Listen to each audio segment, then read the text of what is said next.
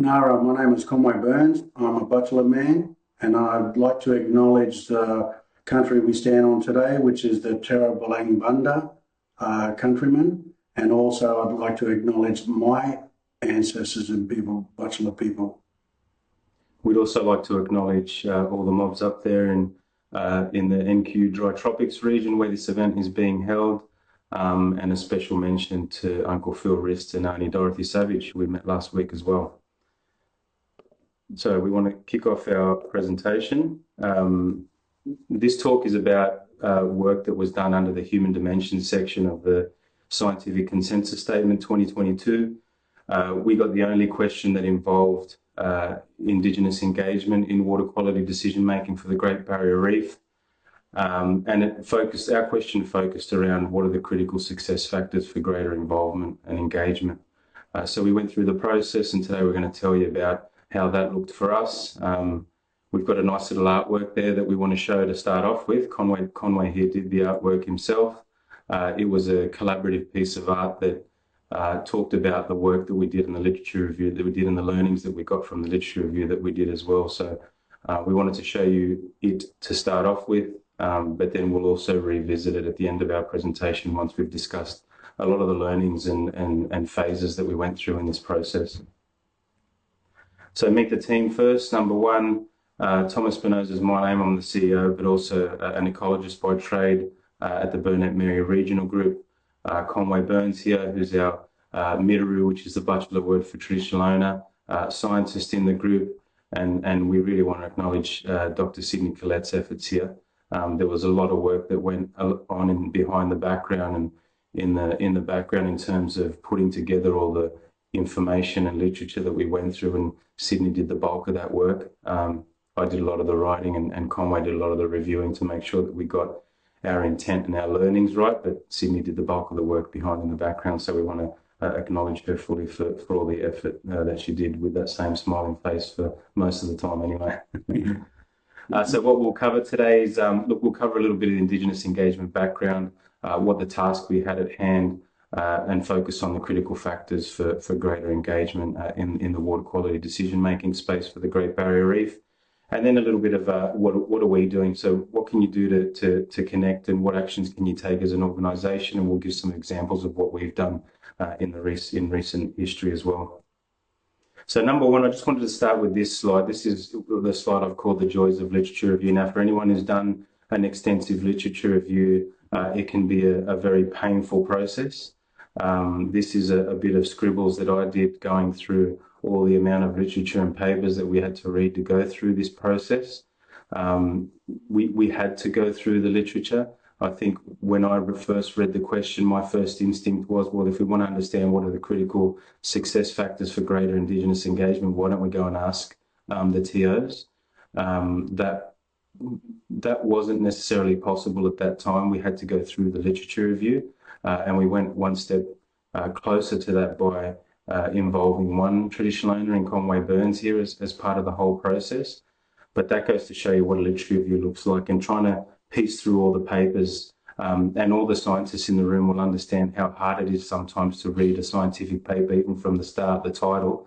That's something that we've got to work on and we'll touch on later. But for Conway in particular as well, it was a long process going through each scientific paper and understanding and explaining what a title means, what the abstract means, where to get the critical pieces of little bits of information that are, not written in heavy scientific jargon. Was a real process and a real learning for us in this task. So we'll touch on that a little bit more soon. So just to go through the numbers of the literature review we did, we had multiple sources. We consulted 5 databases for all the literature, internationally peer-reviewed literature that we consulted for this piece. We started off with about 540 partially relevant manuscripts. We filtered that down to about 119, and they're the ones that we read more extensively. 53 of those publications came post the 2017 Scientific Consensus Statement. And what we found, again, on first reading, what we knew in terms of asking that question is that, at first sight, what we knew is that there wasn't going to be a lot of published literature on this space, because not a lot of Indigenous engagement has been done well around the world. We knew that. and you don't publish mistakes, you publish successes only. So we knew there wasn't going to be a lot there, and we also knew that the main finding was that we need to improve in terms of our engagement as well. So that was certainly there, and I think for me that publication graph there just shows that there's been a particular spike, a couple of spikes there, and since 2017 with different groups around the world trying to get better at their Indigenous engagement and involvement in decision making for whatever environmental or management outcome. So the research distribution, the author affiliations, we found most of the work were researchy style collaborative projects. We've got on the left there, we've got a green section in that pie chart for Indigenous organisations. So we tried to look at each publication and find whether they had an Indigenous author that was identified or from an Indigenous organisation or anything like that. And we treated that with a bit more priority in terms of getting information from the source that we were after. So we prioritised that, and there was 27, a proportion of 27 of the papers that covered that. In terms of the countries around the world where this sort of work was done, no doubt a lot of it came from Australia, but Canada and the UK and those types of places were definitely prominent in the literature as well. So that goes to show you where a lot of this work is being done. A research summary in terms of all the papers that we consulted is that we found challenges and opportunities. 31 studies out of the 119 identified communication problems between contemporary management organisations and Indigenous people or organisations. A lot of studies highlighted that there was an explicit Indigenous exclusion in management and decision making. 40 studies correctly highlighted that we needed to improve our engagement approaches, and 16 studies also highlighted that capacity building needs to be a priority for Indigenous people and organisations around the world. What are some of the opportunities that we found in the literature review as well? Was that there can be really good benefits to Indigenous communities from environmental collaborations, healthy countries, healthy communities, we all know that. 17 studies detailed some form of success in terms of the engagement or the decision making. That was important, and we needed to focus on that. And 21 studies, I think, as a really good opportunity as well, identified that this is not a physical or a chemical issue where A plus B always equals C. This is a human dimension. A plus B can equal C all the way through to Z. And 21 studies highlighted correctly that we really need some social science expertise to start looking at this in a more scientific way in terms of how we engage and improve relationships. So overall, the key learnings were that Indigenous engagement and issues as such are not just an Australian problem. It's a problem all around the world, and some have worked on it for longer. Canada, I think, has probably been about 30 to 35 years that they've been in the federal policy and legislation space. And that's a work in progress as well. So we've got a long way to go, but we need to start taking steps, no doubt. What else did we learn? That Indigenous people have been absent or excluded in management and decision making. That was highlighted throughout the literature, and we need to accept that and acknowledge that. As a result, Indigenous land management has been lost. This has led to distrust and bad communication with our Indigenous organisations and communities. And at the same time, the degradation of ecosystems is continuing. So while we sit and wait and chat and do all these different things, the environment is still degrading, and we most certainly need to do something about that, hopefully sooner rather than later. So we'll now go into what are the critical success factors for greater Indigenous involvement. Number one, understanding is important. My background is from South America, and in Spanish we say that before you accept, you need to understand.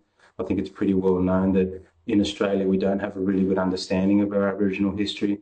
I know that when I went to school it was all about the early settlers and those type of guys, but we need to really understand what the history was before that, and acknowledge and accept and understand that there was a land management practice that happened for millennia before that. Our traditional owners and our First Nations people really are our first scientists here in Australia. They made all the observations through generations, and we hear glimpses of that in songlines and storylines and ecological relationships these days. That's important. I think the difference between Western societies and Indigenous organisations that we identified in the literature is that ego and ego comparison that you see on your screen there.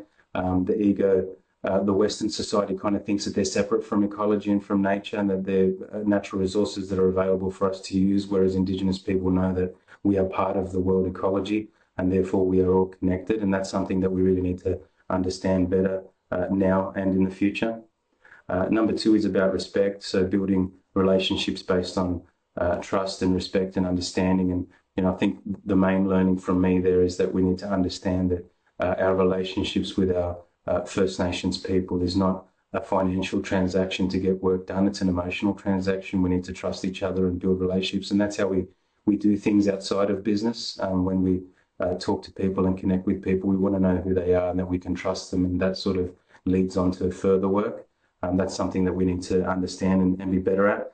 We need to view our traditional owners as not just stakeholders that you go and consult with and then make a decision regardless, but actually decision makers, and getting them to the table, because it's country that they're inherently connected to by DNA and by culture and by generations of being and living on country. And that's what we need to understand, that they are truly decision makers. We need to focus on understanding what the traditional ecological knowledge is and how we can get the better outcome using both perspectives, modern and traditional.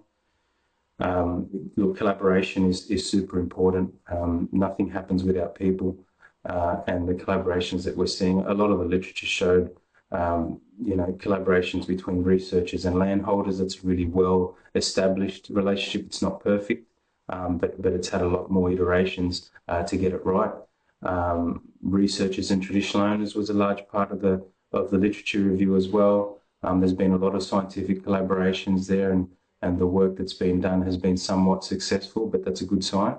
I think for me, the relationship between traditional owners and landholders is one that we really need to work on, and one that we're definitely working on here at BMRG is about just communicating and spending time together and dispelling a lot of those issues of fear that are around the place in terms of landholders thinking the land's going to be taken away from them, and those sorts of issues that we can talk about and spend time as human beings and then have a reasonable discussion after a lot of that fear is taken out of the equation.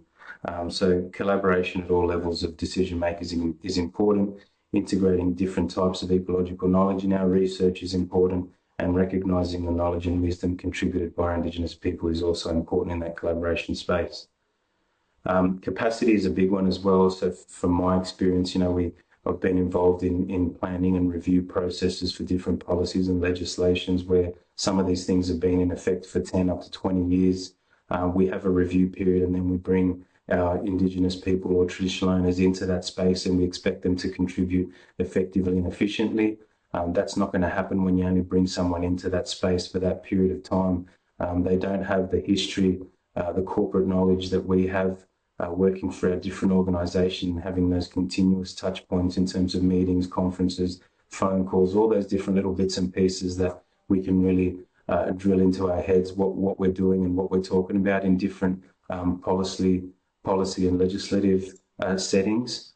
We really need to invest in capacity building to improve the literacy of our traditional owners in context of all those different things that we expect them to contribute to, not invite them to the table once periodically every once in a while and expect them to understand what we're talking about. All of our settings, whether it be water, reef, water quality, whatever that is very heavy on the jargon, and we really need to simplify those concepts and get back to basics so that we can sort of communicate effectively. Capability is another one, so supporting on-ground work. So in the delivery, let's say, of projects, assistance is needed and support is needed from all our organisations. So involving our traditional owners in projects requires some investment in capability as well, and we need to go on that journey together, and that can be beneficial for our organisations as well. I know spending a lot of time with Conway and our other traditional owners on country, you learn just as much as you teach. There's no doubt about that, and we need to acknowledge that and accept that and use that as an opportunity in the future as well. The last one is about adaptive management. So what are the things that we're thinking about to record it and measure now to really ensure that what we're doing is actually having a positive effect on the Indigenous communities that we're trying to engage and involve? What are we looking at in terms of, what are the critical success factors of greater Indigenous engagement rather than just 4? So 4 is looking at how we're going to do it. critical success factors of greater Indigenous. What are we going to measure to prove that we're actually doing the right thing and making progress for our Indigenous people? So these are all things that we should be consulting with our traditional owners for. So I'm now going to pass over to Conway Burns to outline what his artwork means. Again, I'll reiterate that this was a collaborative process. We went through the process. Conway is a natural artist in many forms. We wanted to try and convey as an infographic, which was a requirement of the scientific consensus statement chapters. We wanted to really create an artwork that described what we were doing and how we looked at the question and how we solved the problem. And it's all in that artwork. And we'll have a crack, I think, the both of us to try and explain it now. So over to you first, Conway. Okay, like Tom says, it is a collaborative conceptual piece of art. So sat down and we put together like the head of the waterways, which is in the center of the artwork, and the seats that surround it is the hair or the chairs that are sat down by decision makers. And this is also Yindinji. Now, Yindinji in my language is the rainbow serpent. He's one of the messages that come down from Sky Country to help create the lands and waters. So Yindinji in Butchulla language means rainbow serpent. So there'd be different names for him throughout the east coast of Queensland, that adjacent from the Great Barrier Reef. The top half of the art piece, as you can see with all those three circles and the white and red ochre and the yellow, represents pathways and yarnings leading to the decision-making area, seats, which is also waterways. And if you see the top of the art, that's the Indigenous side. So where it's dulled out a bit, we really didn't have a seat at the table, but a lot of our information was taken to the table from researching and put to there where we didn't have the chance to sit there. So the bottom half talks about how we work together in building our capabilities and capacity to better understand what the decision makers are talking about. And these decision makers can be landholders, scientists, managers, and the TOs. So we can then know what's better and good for our reef. So a lot of these decision makers have been working and sitting and planning around this circle for 20 to 30 years with a broader knowledge of what they've been talking about, but not with us at the table. So then we need to come together and walk forward together to have a better outcome. Nice. So I think in summary, we've got the head of the Yidinji in the middle there, all the seats at the round table from all those contemporary management organisations that have been making decisions for the reef. The yellow and the red on each side of the top half of the artwork represents all those little meetings and touch points that we were talking about before, conferences, conversations, all the things that these contemporary organisations such as OGBR, GBRF, you name it, GBR, Gabrumpa, they've had all those, what we call corporate memory, organisational memory, where we've had people in fixed positions for a long period of time. They have all these opportunities to really meet and spend that time within the context of this policy and legislation. The middle part, the opaque part up the top, represent our traditional owners that have had their own discussions and pathways, but not necessarily at the table that's making decisions in a contemporary sense. So once that happens and we build that capacity and capability, the head of the Yidinji is activated, if you like, and two-way knowledge sharing ensues at that table. And what we're trying to portray in the lower half of that artwork is that these are all the connected habitats by the Yidinji from headwaters down to the Great Barrier Reef. And the biggest learning that our traditional owners will give us is about connectivity, is about how everything from the headwaters is connected down to the Great Barrier Reef. All those habitats are connected, but more importantly, we also need to connect as people to be able to get the best outcome. And that's what that Dugudualani or heart meeting place hopes happens in the future. So that's the artwork in summary. Anything else? Well, also if you can see in our dulled area, the Indigenous circles, their connection, they're already connected. So it connects with Yirinji and a connectivity with the reef. So they already know and already feel that connection. So that connectivity Tom was talking about is vital. So our last slide is about what can you do, and I guess we're using some of the examples that what have we done, and I think for me personally, one thing that I've done for many years now is just spend a lot of time with our traditional owners in this region and others, and spending that time listening. It doesn't have to be talking business necessarily, but it's just about spending time and getting to know each other as individuals and as people. A second point that sort of after becoming CEO here at BMRG, we've focused on with Conway and some of our other Indigenous employees is ensuring that you and your staff understand. Like I said before acceptance, we need to understand. And what we've done for our processes here is introduce a really targeted and specific cultural induction. So that involves looking at some curated videos for starters as staff, but then the key part of our induction is going on to Gari and spending 2 to 3 days with Conway here. So all our staff rotate and go spend 2 or 3 days on the island with Conway in the best classroom that we've got, that is nature, but that enables Conway to really explain his Mole's connection to country and a paradise like what Gari is.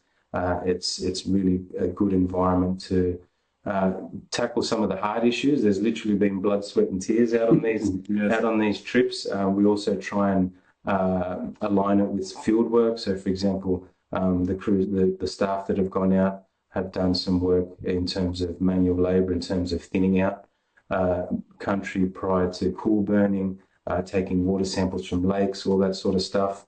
And that environment has really created an environment of a safe place where we can discuss things and make sure that our staff understand what it is to be Indigenous in our modern society and the ways that we can look forward to collaborate and get better outcomes in our work, at least. Inform, engage and involve is 3 commitments that I've made to all of our traditional owner groups. Personally, I commit to, at the minimum, keeping you informed. I commit to opportunities to engage and ultimately involve your traditional owner groups wherever possible in the projects that we do. Another point there is get out of the meeting room and on country. Most certainly a lot of the Indigenous people that I've spoken to, you have them in a meeting room and nothing much happens, but you get them out on country and things come alive and you actually can talk and connect a lot better. So that's definitely a recommendation. And the last one is just have patience. It's not going to happen quickly. It's not going to happen at the timelines or the deliverable timelines that you get from the funding bodies. It's going to take a little bit of time, but we all need a bit of understanding and patience in that space.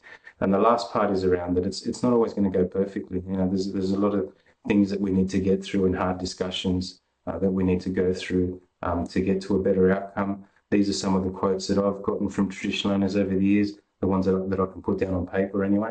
But some of the ones have been about, that we want your job, we want that funding directly to our organisation. And why are you working on our country? These are all legitimate questions, and the explanations come through time spent and having trust and building relationships. Thank you very much from myself and Conway Burns here. And we hope you have a really good rest of the conference. Thank you. Your way. Your way.